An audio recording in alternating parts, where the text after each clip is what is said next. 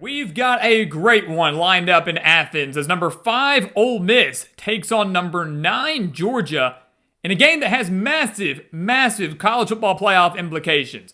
Is Georgia going to go out there and avenge their loss to the Rebels from last year, or is Ole Miss going to walk into Athens, pull off this upset, and hand Georgia their second loss of the year?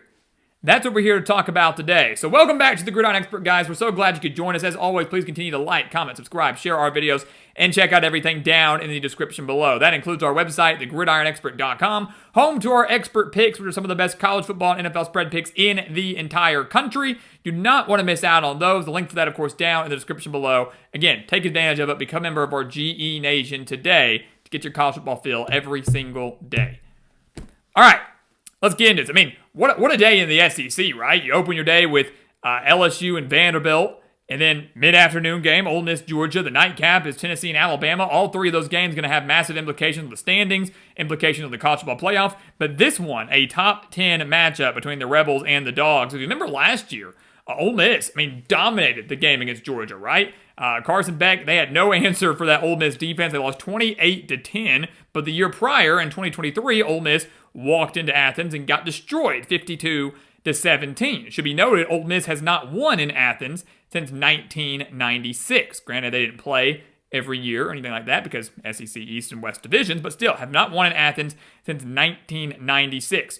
So I think we kind of, see a much closer game than either of the last two, right? I don't think Georgia's going to walk in here and blow out Ole Miss like they did in 23. I certainly don't think Ole Miss is going to stroll into Athens and blow out Georgia like they did last year. Talk a look at the offense. We'll start on offense. Ole Miss, the 5th-ranked team in the country, has the 5th-ranked offense in the country, averaging 515 yards per game. That includes 311 passing yards per game. Great move by Lane Kiffin to switch with Trinidad Chambliss and to keep going with him, right? I know that happened because Austin Simmons went down with injury, but it's worked out great for the Rebels. I don't know if the Rebels would sit here at number 5 in the country. I don't know if they'd still be undefeated if Simmons was still their quarterback. Chambliss has been great, right? He's thrown for over 1,200 yards, seven touchdowns, only 1 pick, has rushed for over 280 yards and 3 touchdowns. He has been a very talented quarterback, and his mobility is something that every defense had to account for and what makes him so special. The rushing game's averaging over 200 yards per game. Chambliss is a big part of that. Kwan Lacey is a big part of that as well, rushing for nearly 600 yards and 8 touchdowns. 5 different players have at least 200 reception yards, not 1. But the kicker for Ole Miss coming into this game, the offensive talent is there. It's there every year with Lane Kiffin.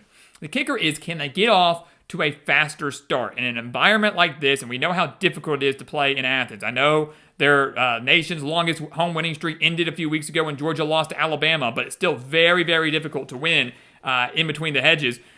Can Ole Miss get off to a faster start? The last couple of games, they haven't, right? Yes, they beat LSU a few weeks ago, but they did not score a touchdown against LSU until there were 5 minutes remaining in the second quarter. So nearly a whole half have gone by before they even found the end zone. Same thing last week. They sleptwalked through that Washington State game. Very fortunate to beat the Cougars by 3 when they were 32-point favorites. They didn't score a touchdown against Washington State until there were 31 seconds remaining in the half. So again, almost an entire half goes by before Ole Miss finally finds the end zone. They've got to be awake for this game. They've got to be ready to go. And I know Lane Kiffin was like, yeah, we kind of overlooked Washington State in preparation for Georgia, but were they overlooking LSU for somebody else? Granted, LSU's got a good defense, but regardless, you've got to get off to a faster start. The second thing I am concerned about with Ole Miss is this is Chambliss' first road start.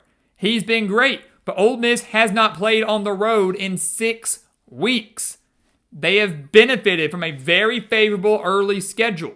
Their road game was back in week 2 at Kentucky, and they only won that game by 7. Got off to a very slow start there as well. Trailed, 10-0 early? So you've got an offense that kind of comes out sluggish. You've got a quarterback who's been great, but is now making his first road start in one of the most difficult environments in the entire country. And again, a team as a whole that hasn't left the healthy confines of Oxford in over a month. So I am curious to see how that all plays out on Saturday afternoon. Georgia, on the other hand, look, they're far from perfect too. Top 10 team, sure. But one could argue they should be a multiple loss team, right? They nearly lost to Tennessee. Fortunate to win that game in Knoxville. They did lose to Alabama. And one could argue they should have lost to Auburn last week. They were trailing 10-0. Should have probably been 17-0. but forced a controversial fumble at the goal line that would have put Auburn up 17-0 and probably would have won them the game in the long run. Instead, it was ruled a fumble. Georgia got it, got a field goal before half, and that resulted in 20 straight points for Georgia as they won 20-10 against the Tigers. So Georgia certainly has some vulnerabilities, unlike maybe they've had in recent years. They're averaging over 400 yards per game. They're very balanced, nearly 230 passing yards per game, over 185 on the ground. Gunnar Stockton, I thought, has played well in his first year as a starter, over 1,200 yards, 6 touchdowns, only 1 pick. Also 220 rushing yards and 6 rushing touchdowns. But again, this is a team that needs more explosive plays. This is a team that doesn't need to find themselves playing from behind. I mean, they trailed early against Tennessee, found a way to battle back and win that game. They were trailing against Bama, never really could battle back to overtake that, ended up losing narrowly. They were trailing against Auburn, battled back to win that game. So kind of similar to Ole Miss, can Georgia get off to a faster start? You don't want to find yourselves down 10-0, 14-0 early against the Rebels. Can you come back? Sure, Georgia's proven they can do it. But you don't want that to be the case. You've got to come out strong at home, unlike you did against Bama a few weeks ago. So, interesting storylines for both these teams here. Certainly 2 top 10 teams that have some weaknesses and some areas of concern. Defense, we'll start with Ole Miss. It's not that great. It's just not. They're giving up 337 yards per game, but they're giving up over 157 on the ground. Georgia, which is averaging over 185 on the ground, could have success here. You look at the Ole Miss rushing numbers. They're not that good, right? They gave up 127 rushing yards to Washington, a few big explosive plays in there as well. They gave up 178 rushing yards to Tulane, 221 to Arkansas, 172 to Kentucky, 191 to Georgia State. Ole Miss is winning those games. As long as you win, it doesn't matter. But you look at those numbers and you go, oh, look, that's a little concerning. Because a really, really good team like Georgia might be able to exploit that. And a really, really good team like Georgia might be able to exploit that and then also hold on for the win, unlike Arkansas was able to do, unlike Kentucky was able to do. I mean, keep in mind, Arkansas probably should have won that game had it not been for a late fumble. Kentucky was leading early, 10-0. Washington State, they're slightly better, probably win that game. So definitely some concerns for Ole Miss. You as a defense have to not only stop the run, but kind of force Gunnar Stockton to win this game as a pocket passer. He's been fine, has taken good care of the ball, only 1 interception. But force him to remain in the pocket and win the game through the air, and hope that your secondary, which is only giving up 180 passing yards per game, hope your secondary does their job. Georgia's passing game can be a little up and down. They want to impose their will. They want to bully you up front. They want to run the football. Ole Miss secondary hasn't been that great. Only 3 interceptions, but the yardage hasn't been terrible. Rely on them, but you can only rely on them if your front 7 stops the run, and that's easier said than done. Georgia. Biggest thing for me for Georgia is do not let this game. We know how good Ole Miss is offensively. I mean, the 5th ranked offense in the nation. Do not let this game become like Tennessee, become like Alabama, right? And what does that start with? It starts with stopping the pass, right? Against Tennessee, the Bulldogs were torched for 371 yards, multiple explosive plays in that game. They were torched for 280 yards against Alabama, right? So you've got to find a way to rattle the young quarterback in Trinidad Chambliss and make sure he does not torch you through the air like Tennessee did, like Alabama did, and like Ole Miss has been doing all year long to their opponents. Again, they average over 300 passing yards per game. So you've got to find a way to limit that. And if I'm Georgia, I mean, Kirby Smart's a defensive mastermind, right? I think he's going to look into this game. He's going to hope he's got an electric crowd. He's going to hope that plays a role for a quarterback that, again, has never made a road start in his career. Remember that. He has not had a road start in his career. So send some pressure after him. Rattle him early. Get Ole Miss into those 2nd and 3rd and long situations where, sure, you don't have to create a fumble. You don't have to create an interception, whatever, but just get Ole Miss behind the chains to where you put themselves in some obvious passing situations. And then when that happens, I think they're going to be able to force a mistake or two, right? Georgia's pressure hasn't been great. They've only forced 8 sacks on the year, only 4 interceptions. Hasn't been that impressive. Ole Miss hasn't either, right? Only 9 sacks for the Rebels, only 3 interceptions.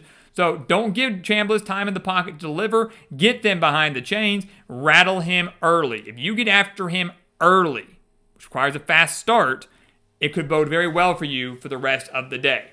That's what Georgia's got to do. That and obviously limiting the big plays, which Ole Miss is prone to creating.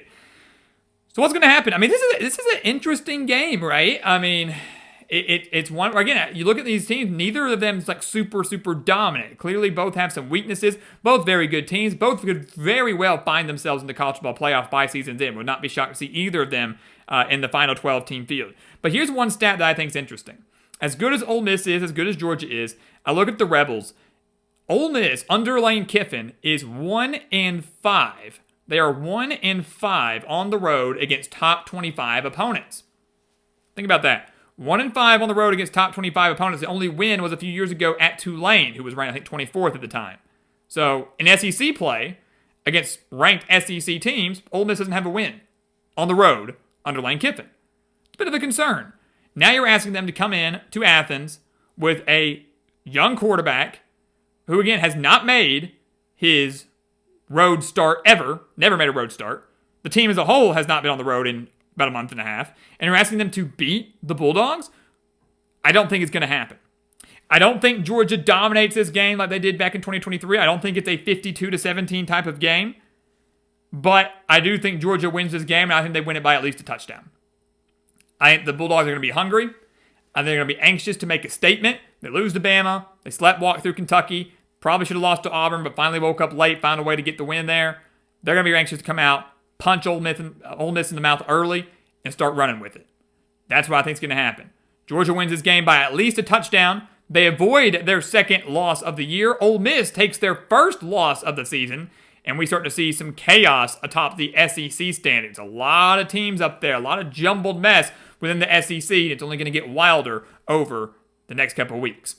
So guys, as always, thank you so much for watching us here at the Gridiron Expert on YouTube. Make sure to continue to like, comment, subscribe, share our videos, check out everything down in the description below. That includes our website, thegridironexpert.com, home to our expert picks, which are some of the best college football and NFL spread picks in the entire country. We want you to take advantage of those. Sign up today, become a member of our GE Nation. And once again, as always, thank you so much for watching, and we'll see you next time right here on the Gridiron Expert.